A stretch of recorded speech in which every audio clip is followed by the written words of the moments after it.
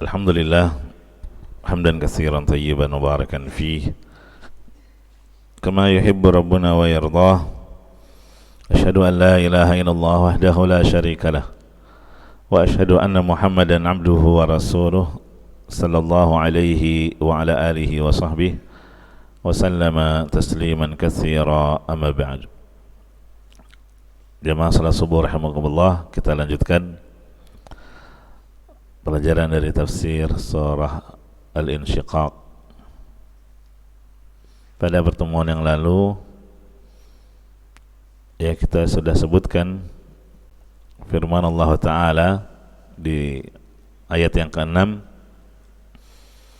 ya ayyuhal insanu innaka kadihun ila rabbika kadhan famulaqih.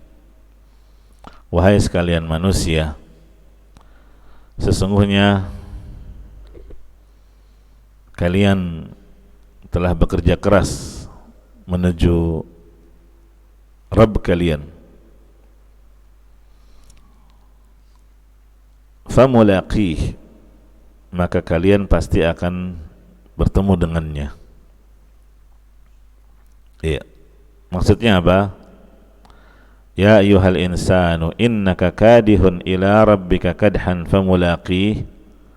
Maksudnya setiap manusia di dunia ini pasti punya kesibukan, pasti punya kegiatan, punya usaha, kerja keras. Dan semua apa yang telah kalian usahakan, kesibukan kalian, kerja keras kalian, itu hakikatnya itu semua menuju Allah. Makanya di sini disebutkan famulaqih, kalian pasti akan menemui Allah dan memperoleh balasan dari setiap usaha yang telah kalian lakukan. Iya. Jadi semua manusia di dunia ini pasti berusaha. Tidak ada yang stop, diem, nggak ada usaha, nggak ada kegiatan, nggak ada kesibukan. Ya, semua pasti berusaha. Ada yang berusaha mencari dunia semata, ya, kesibukannya, konsentrasinya, kerja kerasnya. Ada juga yang berusaha mencari akhirat, adalah prioritasnya, dan dalam mencari akhirat pun dia punya usaha. Seperti antum duduk di majelis ilmu, ini bagian dari usaha. Iya. Kemudian ada yang berusaha mencatatnya, menghafalnya, menyimaknya dengan baik. Ini usaha. Seorang ustadz, guru juga punya usaha mempersiapkan materi yang akan dia sampaikan. Ya, berusaha agar apa yang dia sampaikan itu berdasarkan ilmu, mengetahui sumbernya, siap mempertanggungjawabkannya di hadapan Allah. Iya kan? Semua.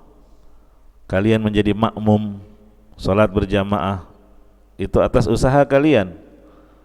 Bangun pagi-pagi, walaupun lagi enak-enaknya, pules, tidur, tapi harus pergi ke masjid karena mendengar azan berkumandang.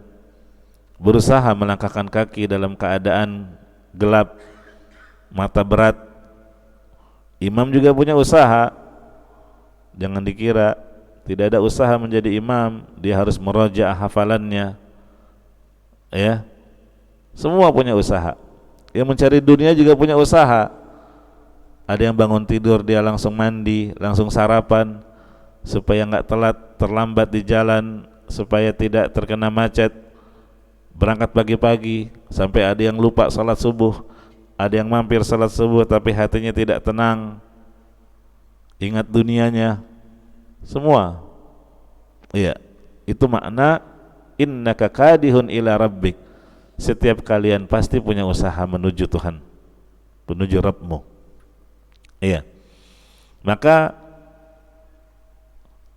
usaha apa yang kalian lakukan, ya, apapun bentuknya, usaha kalian, kesibukan kalian, pekerjaan kalian, kerja keras kalian, itu pasti akan mengantarkan kalian kepada Allah Subhanahu wa taala. Famulaqih. Maka siapa yang kesibukannya, usahanya, kerja kerasnya dalam kebaikan, dia akan beruntung. Dan sebaliknya, siapa yang usahanya, kerja kerasnya, kesibukannya dalam keburukan, dia akan merugi. Na'udzubillah. Makanya ayat setelahnya, fa amma man utiya kitabahu biyaminihi fasawfa yuhasabu hisaban yasira wa yanqalibu ila ahlihi masrura. Nah, ini yang usahanya dalam kebaikan. Usaha menuju Tuhannya betul-betul dia perhatikan dalam perkara yang dicintai dan diridhai oleh Allah Subhanahu wa taala, sehingga ketika dia bertemu dengan Allah, dia menerima buku catatan amalnya dari sebelah kanannya. Ini keberuntungan yang pertama. Dia menerima buku catatan amalnya dari sebelah kanan, dan dia merasa bangga dengan buku itu karena isinya penuh dengan kebaikan. Iya. Dia merasa bangga dengan buku tersebut. Sebagaimana seseorang memperoleh raport, nilai hasilnya bagus, senang dia tunjukkan, dia lihat. Iya. Kemudian keuntungan yang berikutnya apa? Fasaufa yuhasabu hisaban yasira. Dia akan dihisab dengan hisab yang mudah. Kemarin kita sebutkan proses hisab ada berapa? Ada 2. Ada hisab yang mudah, yasira. Berarti ada hisab asira, yang sulit. Atau nama lainnya hisab yasira adalah al-arad. Ain ra dad. Itu hisab yasira al-arad. Apa itu al-arad? Hanya pemaparan, hanya Allah perlihatkan kepada si hamba, dan itu pun dilakukan hanya berduaan saja antara Allah dengan dia, tidak dilakukan di hadapan seluruh manusia. Si hamba mengakui semua yang diperlihatkan kepadanya dan berakhir dengan memperoleh pengampunan dari Allah. Satartuha alaika fid dunya wa ana aghfiruha lakal yaum. Ketika engkau di dunia, aku telah tutupi aibmu ini, dosa-dosamu ini, dan di akhirat juga Allah tutupi.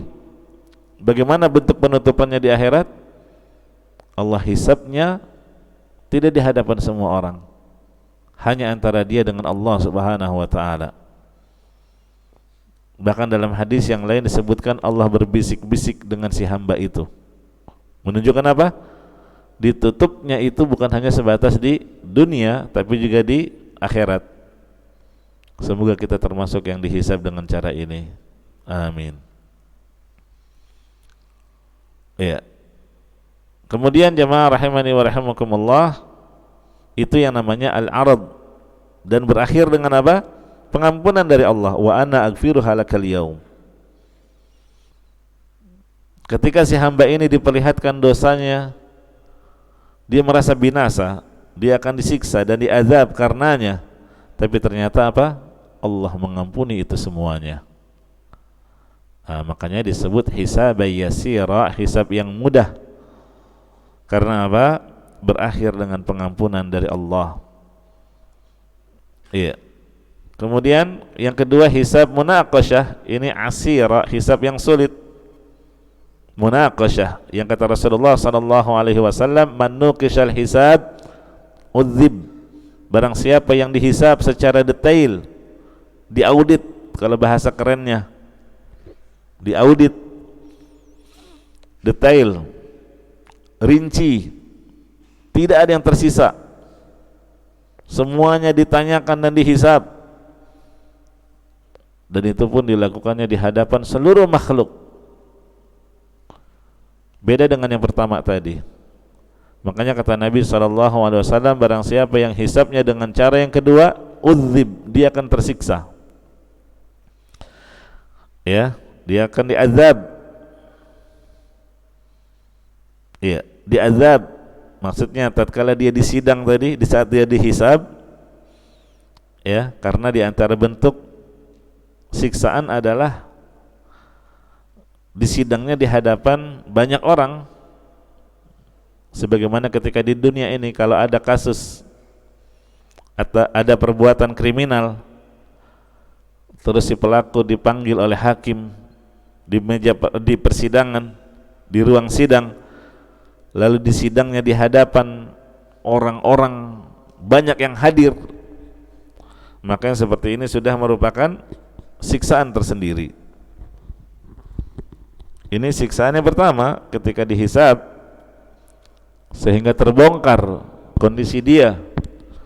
Orang-orang yang di dunia mengenalnya orang baik, dikiranya, ternyata terbongkar di situ. Semua kebaikan itu hanyalah kamuflase belaka. Na'udzubillah. Dan yang kedua, diazabnya ketika konsekuensi dari hisab itu masuk neraka setelah persidangan, setelah hisab. Nah, adapun orang-orang yang diberikan kitabnya dari sebelah kanan, dia akan dihisabnya dengan jenis yang pertama, hisabai yasira. Hisabai yasira yang disebut dengan al-arad, yang berakhir dengan memperoleh pengampunan dari Allah Subhanahu wa taala. Keberuntungan berikutnya apa? Orang yang memiliki usahanya, kerja kerasnya, kesibukannya dalam hal-hal kebaikan, berusaha mencari keridhaan, hal-hal yang dicintai dan diridhai oleh Allah, wa yanqalibu ila ahlihi masrura. Dia akan kembali kepada keluarganya, kepada kaumnya yang sama-sama beriman, yang sama-sama usahanya di dunia, ya, ketemu dengan teman-teman di majelis ilmu. Tidak ada pertemuan yang paling indah selain di masjid dalam salat berjamaah dan di saat duduk di majelis ilmu yang merupakan taman-taman surga yang ada di dunia. Yang Nabi SAW berpesan, kalau kalian mendapati taman surga, mampirlah, singgahlah. Iya. Jangan kalian melihat ada taman tapi malah berpaling dan meninggalkannya. Iya. Kemudian jemaah rahimani wa rahimakumullah, dikatakan di sini wa yanqalibu ila ahlihi masrura, kata Allah Subhanahu wa taala, dia gembira. Gembira karena melihat buku catatan amalnya. Gembira ketika diberikan dengan menerimanya dengan tangan kanan.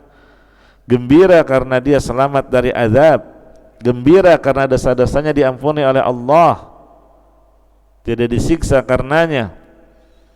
Gembira karena bertemu dengan teman-teman orang yang saleh, dan gembira juga ketika bertemu dengan keluarganya, anak, istri, ya, bahkan juga para bidadari gembira.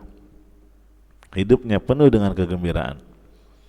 Nah, sekarang sebaliknya, wa amma man utiya kitabahu wara'a dhahri. Ini orang yang usahanya enggak baik, kesibukannya, kerjaannya, ya, usaha-usahanya dalam perkara yang haram, usaha-usaha yang tidak dicintai dan tidak diridhai oleh Allah Subhanahu wa ta'ala, maka dia akan diberikan buku catatannya dari belakang, wara'a dhahri, dari belakang punggungnya. Fasawfa yad'u thubura, dan dia akan teriak, celakalah aku. Kalau yang tadi dia bersenang, gembira, bangga, ini loh buku catatan amal saya. Ha umuqra'u kitabiyah. Iya, senang. Tapi yang dapat buku catatannya dari sebelah belakang, dari arah belakang, teriak dia, celakalah aku. Wa yasla sa'ira, dan dia akan masuk ke dalam neraka, api yang menyala-nyala. Di ayat yang ke-10 ini ada ayat yang semakna dengannya, wa amma man utiya kitabahu wara'a dhahri. Adapun orang yang catatannya diberi dari belakang, itu sama dengan ayat yang disebutkan di surah Al-Haqqah. Mirip, cuma di sini dengan tangan kiri terimanya. Wa amma man utiya kitabahu bishimalihi fayaqulu ya laitani lam uta kitabiyah. Alangkah baiknya kalau buku ini enggak diberikan ke saya. Jeblok, merah semua, ya, nilainya jelek, banyak dosa, isinya enggak bagus, enggak mau dia terima. Tapi ya mau dikasih ke siapa? Itu buku kamu. Kamu yang menulis buku tersebut. Jadi hakikatnya penulis buku catatan itu siapa? Kita sendiri. Ya. Nah, jadi di sini ada dua ayat yang membicarakan hal yang sama, tapi konsekuensinya berbeda. Yang satu disebut wara'a dhahri, dari belakang punggung, dan yang kedua bishimali, dari dengan tangan kiri. Dengan tangan kiri. Jadi gimana ini? Ada khilaf di kalangan para ulama, apakah ini dua kondisi yang berbeda ataukah sama? Kata Al-Hafidz Ibnu Katsir rahimahullah, beliau menganggap ini bisa digabungkan jadi satu model. Artinya apa? Dia akan menerima buku catatan amalnya dengan tangan kiri dari belakang, gitu ya. Jadi tangannya dibengkokkan, kemudian menerimanya dari belakang, gitu ya. Tangannya melintir sehingga mengambilnya dari arah belakang. Na'udzubillah. Ini isyarat sebagaimana mereka ketika di dunia membuang kitabullah ke belakang punggung mereka, maka hukumannya di akhirat pun dia menerima buku catatannya demikian, dari belakang punggung juga. Ya. Ada juga yang mengatakan asalnya orang ini ingin mengambil dengan tangan kanan, tapi tiba-tiba tangan kanannya lepas, sehingga mau tidak mau dia menerimanya dengan tangan kiri. Ini dalam rangka apa? Menghinakan dia. Ada juga yang mengatakan bahwa tangan kirinya dimasukkan ke dalam dadanya, ya, sehingga menembus ke belakang. Oh, ini ngeri nih. Ya. Ini juga sebagai bentuk apa? Penghinaan Allah untuk orang tersebut. Na'udzubillah. Sudah dikasih buku catatannya dengan cara seperti itu, menerima catatannya demikian buruknya, begitu dia terima, dia pun teriak, ya, celakalah aku, celakalah aku. Dia berteriak sambil menyesali dirinya sendiri, nyesal. Makanya di hari kiamat, di antara nama hari kiamat Yaumul Hasrah, hari penyesalan. Kenapa? Karena banyak penyesalan diungkapkan manusia di saat itu. Di antaranya penyesalan orang-orang yang menerima buku catatan amalnya dari arah belakang atau dengan tangan kirinya. Dia menyesal, tapi tidak ada berguna. Kenapa dia celaka? Apa teriak, celakalah aku? Karena dia tahu dia akan binasa.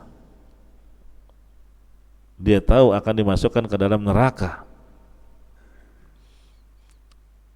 Di ayat yang ke-13, innahu kana fi ahlihi masrura. Nih. Padahal ini orang waktu di dunia dalam keadaan senang-senang.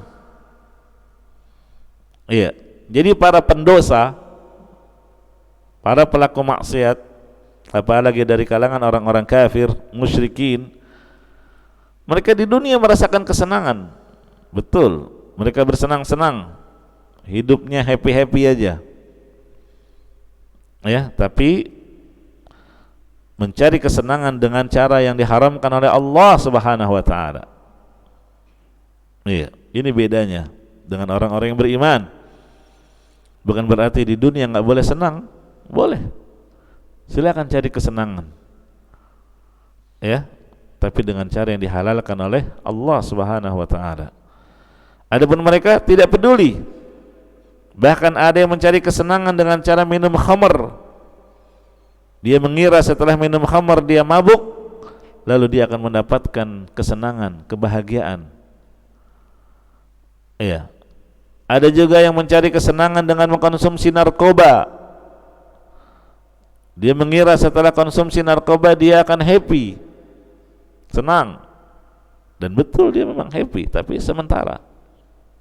Semu, sesaat. Ada juga yang mengira kesenangan dapat diperoleh dengan harta yang banyak, sehingga dia akan terus berusaha mengumpulkan hartanya sebanyak-banyaknya, sampai nggak peduli lagi halal dan haram. Apalagi kalau dia punya prinsip apa yang sudah sampai di tangan kamu itu udah halal. Iya, apapun caranya. Naudzubillah. Padahal dalam harta terkait pertanyaannya dua, dari mana didapat dan untuk apa dikebelanjakan, gitu kan? Nah ini, dia mengira kesenangan hanya pada harta yang banyak, sehingga dia tidak peduli halal dan haram, apakah dengan cara riba, ataukah dengan cara menipu, apakah dengan cara korupsi dan lain sebagainya. Yang penting gimana caranya supaya punya harta banyak, dan dia anggap dengan harta yang banyak dia akan senang dan bahagia. Iya. Nah, jemaah rahimani wa rahimakumullah, kalaupun memang mereka merasakan kesenangan, kelezatan, tapi itu hanyalah apa? Sesuatu yang semu dan sementara, fana. Iya. Sementara. Setelah itu akan datang kesedihan yang bertubi-tubi dan terus-menerus. Ya.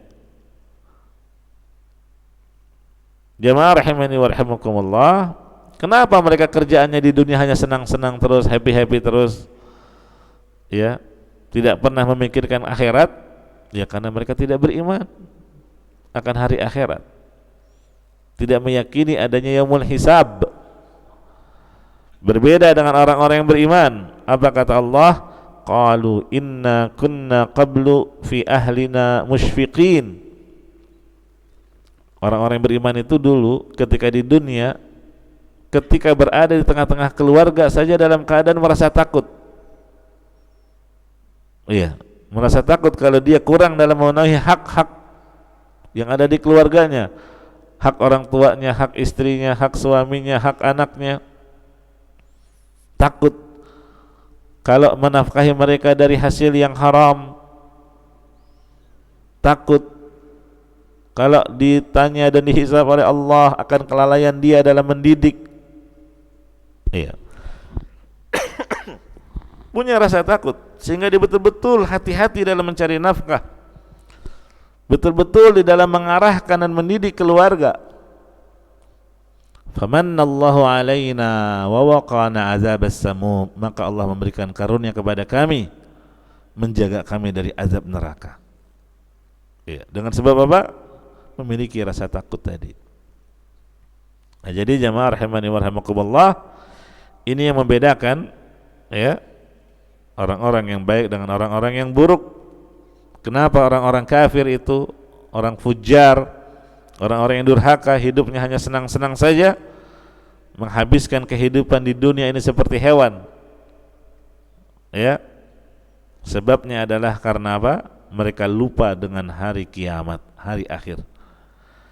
Disebutkan di surah apa di ayat yang ke-14. Innahu dhanna an lan yahur. Dia mengira bahwa dia tidak akan kembali kepada Tuhannya. Mereka mengingkari hari pembalasan.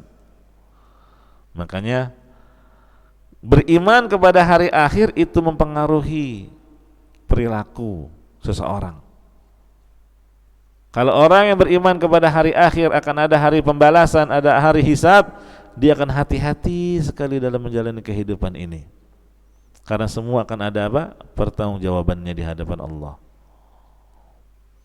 Adapun mereka karena enggak beriman, ya seenaknya saja dia berbuat.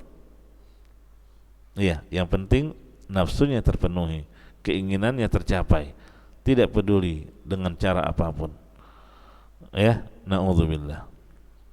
Ini sebabnya innahu dhanna alla yahur.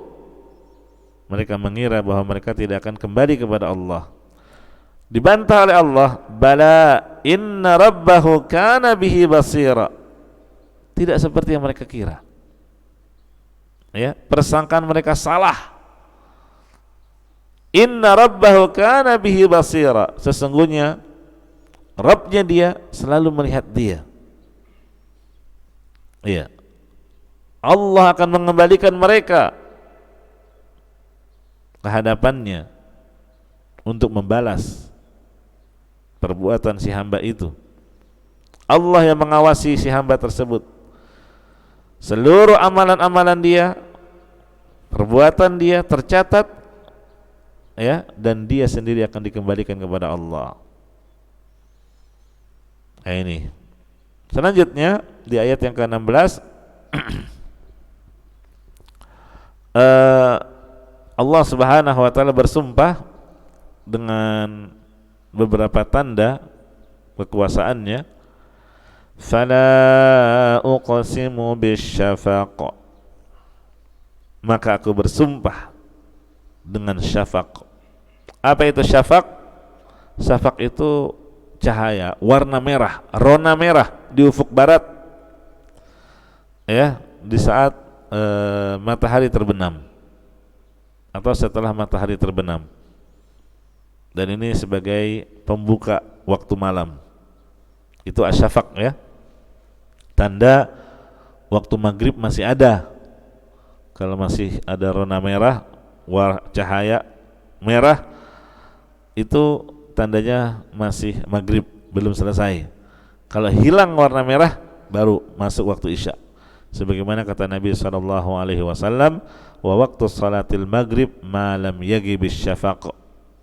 Waktu salat maghrib adalah selama cahaya merah itu, syafaq itu belum hilang. Berarti kalau syafaqnya sudah hilang, itu sudah isya. Di sini Allah bersumpah dengan syafaq. Wal-laili wa ma wasaq, dan malam. Malam kita tahu, ya, maksudnya apa. Wa ma wasaq, dan apa yang diselubunginya, maksudnya apa yang dikumpulkannya.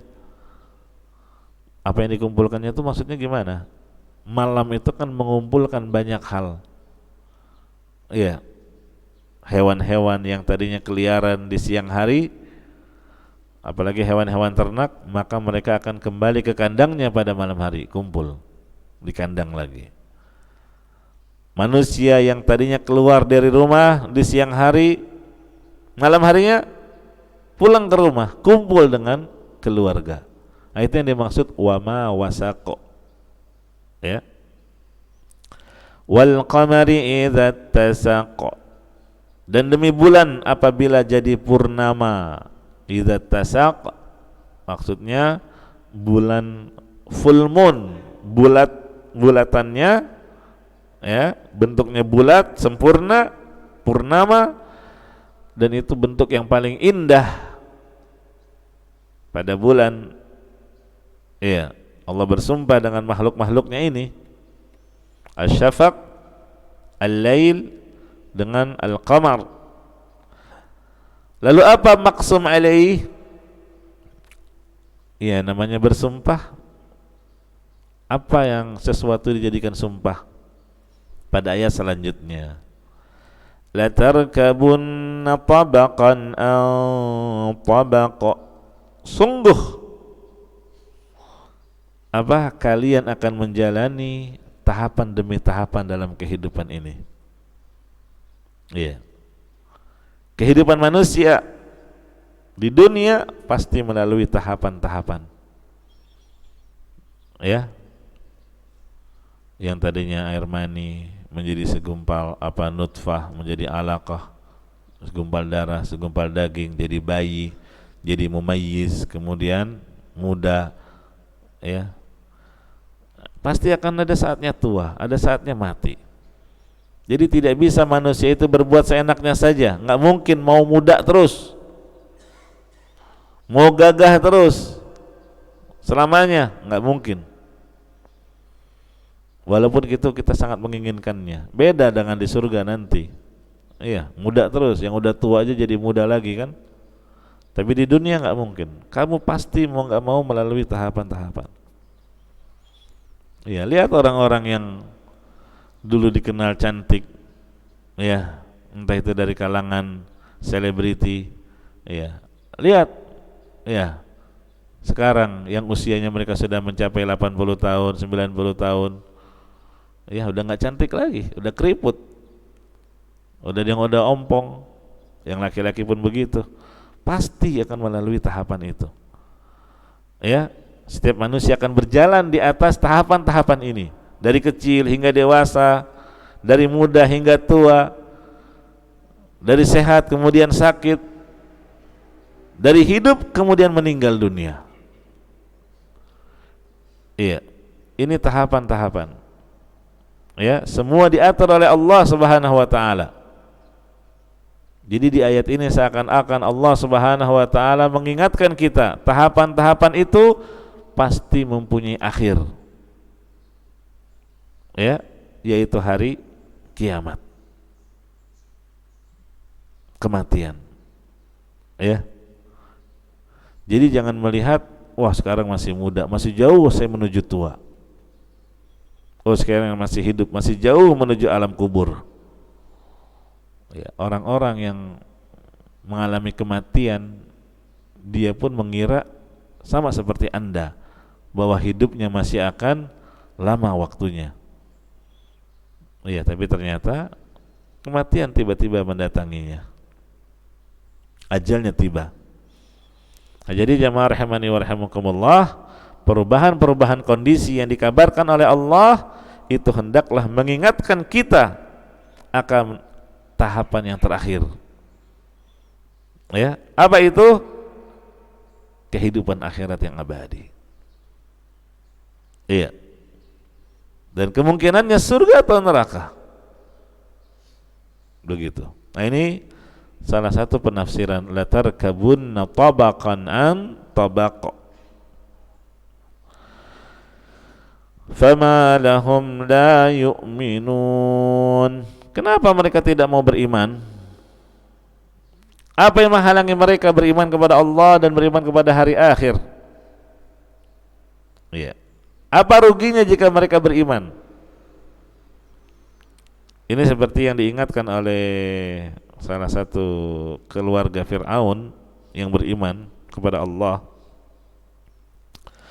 Wa qala rajulun mu'minun min ali Fir'aun yaktumu imanahu ataqtuluna rajulan ay yaqula rabbi Allah wa qad ja'akum bil bayyinati min rabbikum. Salah seorang laki-laki dari keluarga Fir'aun yang beriman kepada Allah, tapi dia menyembunyikan keimanannya.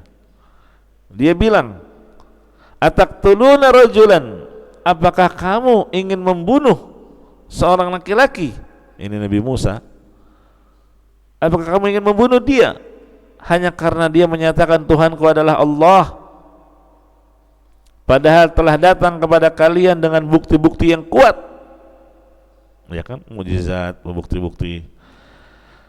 Wa iyyaku kadziban fa alaihi kadzibuh. Kalau dia seorang pendusta, dia akan menanggung dosa-dustanya. Wa in yaku sadiqan yusibkum ba'dhal wa iyyaku sadiqan yusibkum ba'dhal ladzi ya'idukum.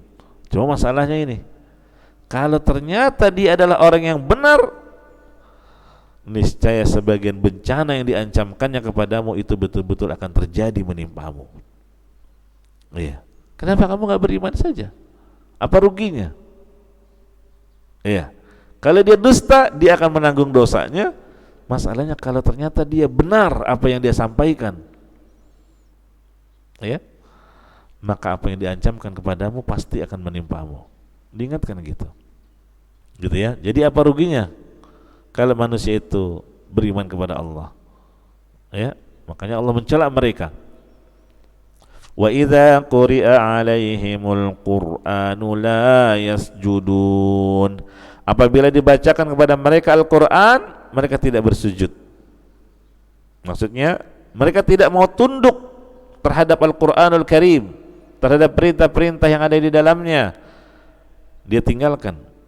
Di antara perintah itu adalah apa? Salat, sujud. Mereka enggan, enggak mau. Sebagaimana Allah sebutkan di surah Al-Furqan ayat 60. Wa idza qila lahum usjudu lirrahman qalu wa marrahman. Kalau dikatakan kepada mereka sujudlah kalian kepada Allah Ar-Rahman yang Maha Penyayang, mereka malah tanya siapa Ar-Rahman? Ngapain kita sujud? Anasjudu lima ta'muruna? Iya. Apakah kami akan sujud kepada Tuhan yang kalian perintahkan kami sujud kepadanya? Enggak. Nolak mereka. Wa zadahum nufura. Perintah untuk sujud itu akhirnya menambah mereka jauh dari keimanan. Iya, ini jadi yang dimaksud wa idza quri'a 'alaihimul qur'anu la yasjudun. Berbeda dengan orang-orang yang beriman, kalau mereka diperintah oleh Allah untuk sujud, dia pun sujud. Ya, makanya ayat ini yang ke-21 di surah Al-Insyiqaq itu termasuk ayat sajadah. Makanya kalau di mushaf ada gambar sajadah di situ ya. Maksudnya pengingat ini ayat sajadah. Sujud loh. Disunnahkan sujud, namanya sujud apa? Tilawah. Sujud tilawah. Disyariatkan untuk sujud baik di dalam salat ataupun di luar salat, lagi baca Quran atau dengar orang lagi baca Quran, Anda lagi duduk-duduk terus lewat, oh itu ayat sajadah. Ya, sujud. Walaupun yang baca aja nggak sujud, nggak apa-apa. Ya, malah yang beruntung kamu mengamalkan sunnah. Iya. Kalau kita sujud, setan itu jengkel sama kita, kesel dia, celaka aku. Ini orang diperintah sujud, dia sujud. Saya diperintah sujud nggak sujud, akhirnya dilaknat, terkutuk. Gitu ya. Biarin, bikin jengkel kesal setan itu bagus. Ya, dapat pahala malah. Iya. Jangan bikin senengnya mereka. Jangan nyenengin setan. Nah, jadi kalau di luar salat langsung sujud. Kalau di dalam salat takbir, Allahu Akbar. Ya, kemudian bangun. Ya, kemudian apa? Melanjutkan bacaannya. Begitu. Disebutkan dari Abu Rafi', "Shalaitu ma'a Abi Hurairah al-atamah." Kata Abu Rafi', saya pernah salat Isya. Nama lain dari salat Isya atamah. Iya. Nama lain dari salat Isya adalah atamah. Kemudian beliau membaca, yakni Abu Hurairah radhiyallahu anhu membaca idzas samaa'u syaqqat, al-insyiqaq ini. Kemudian sampai ayat tadi dan dia sujud. Ya.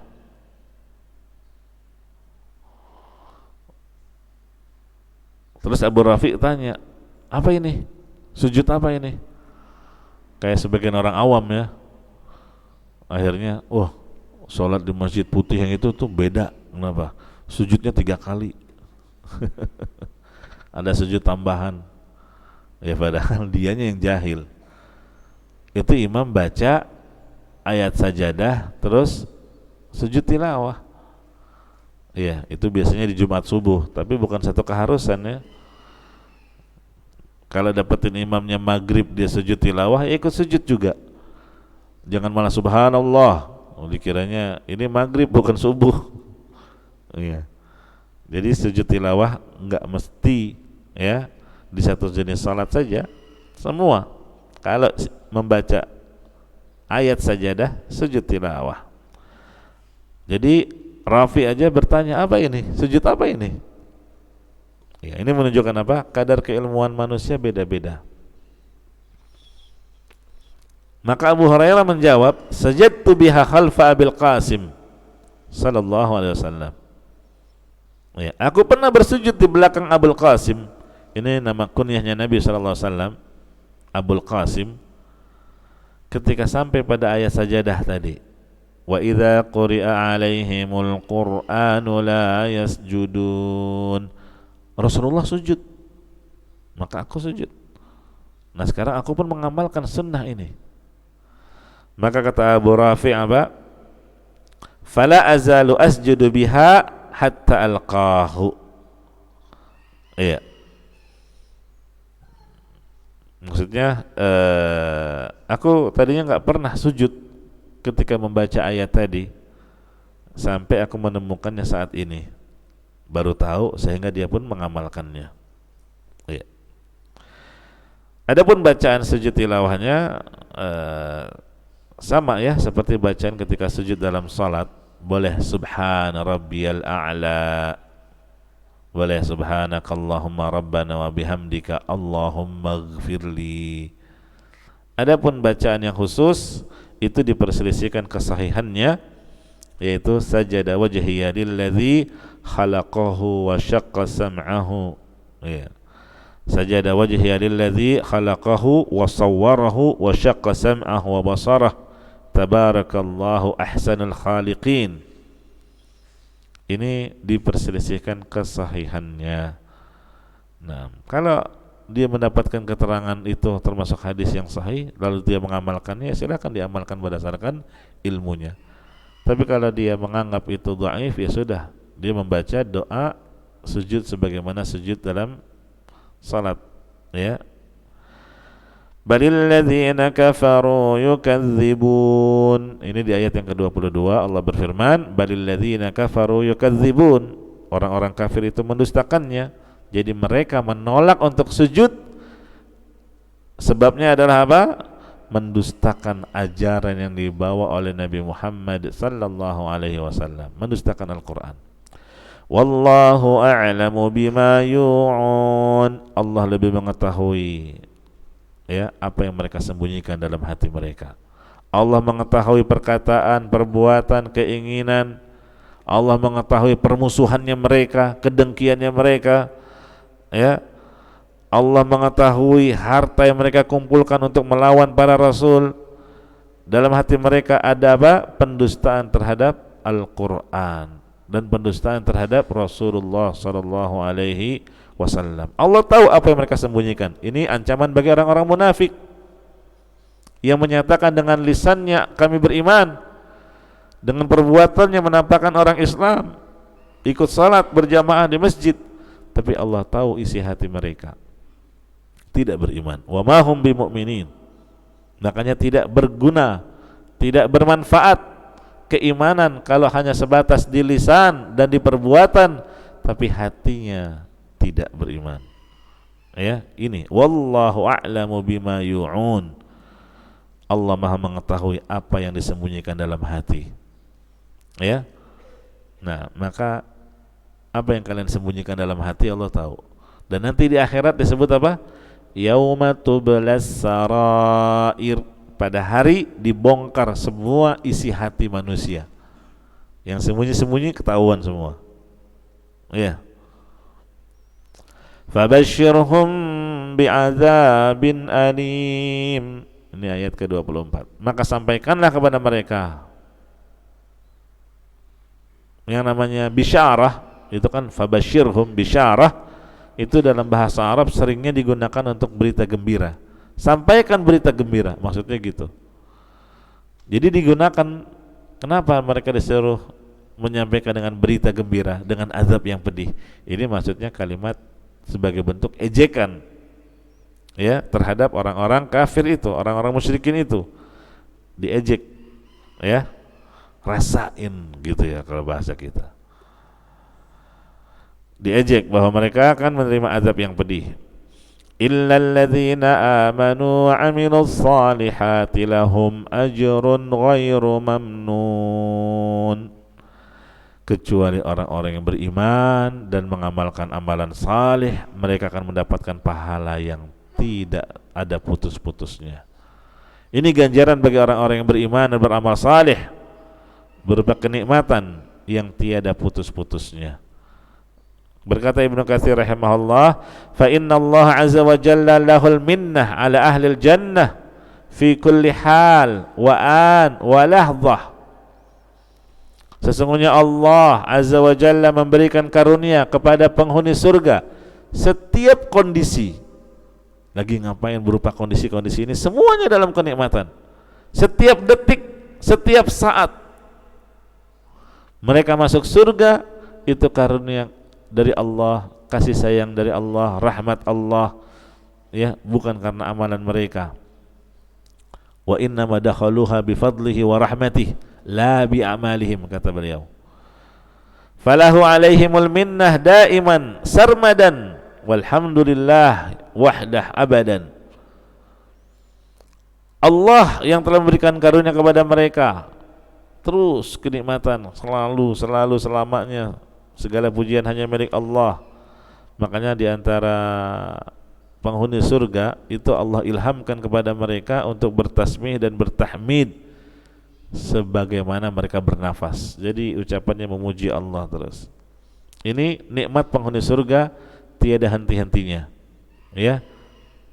Banyak macam bentuknya. Dalam rangka apa? Bersenang-senang. Ya, berlezat-lezat. Sebagaimana kita sudah sebutkan, mereka minum bukan karena kehausan, tapi untuk apa? Menikmati kelezatan minuman. Makan pun demikian. Semuanya. Ya. Demikian pula sebaliknya, hukuman Allah untuk orang-orang kafir, azab yang tiada henti-hentinya di neraka jahanam. Bahkan apa kata Allah? Fadzuqu falan nazidakum illa azaba. Wah, ini ayat yang paling bikin orang kafir itu, penghuni neraka jahanam, kalimat yang betul-betul menyiksa. Rasakanlah azab, tidak akan ada kami tambahkan kecuali tambahan berupa selain azab. Ya, tambahan azab. Tidak ada tambahan selain apa? Azab terus. Jadi ini ancaman yang sangat mengerikan kepada mereka. Azab yang akan mereka rasakan setiap hari terus bertambah, bukannya berkurang. Iya. Jadi azab neraka itu tidak statis, tapi apa? Bertambah terus. Bertambah terus. Dan sebaliknya di surga, kenikmatan-kenikmatan dirasakan oleh ahli surga juga akan terus bertambah dengan berbagai macam model kenikmatan, ya. Nah, semoga Allah Subhanahu wa taala memasukkan kita ke dalam golongan ahli jannah yang Allah katakan di sini apa? Lahum ajrun ghairu mamnun. Mereka akan mendapatkan pahala, kesenangan, kenikmatan yang tidak ada putus-putusnya. Ya, sampai ketika ahli jannah ditawari oleh Allah mau tambahan apa? Mereka bilang, mau dikasih tambahan apa lagi? Ini udah luar biasa ini. Iya. Ternyata tambahannya berupa apa? Melihat wajah Allah Subhanahu wa taala. Iya. Selesai tafsir dari surah Al-Insyiqaq. Alhamdulillah. Jazakumullah khairan wa barakallahu fikum. Sampai sini dulu. Naktafi bihadzal qadar. Subhanakallahumma wa bihamdika asyhadu an la ilaha illa anta astaghfiruka wa atubu ilaik. Walhamdulillahi rabbil alamin. Wassalamualaikum warahmatullahi wabarakatuh.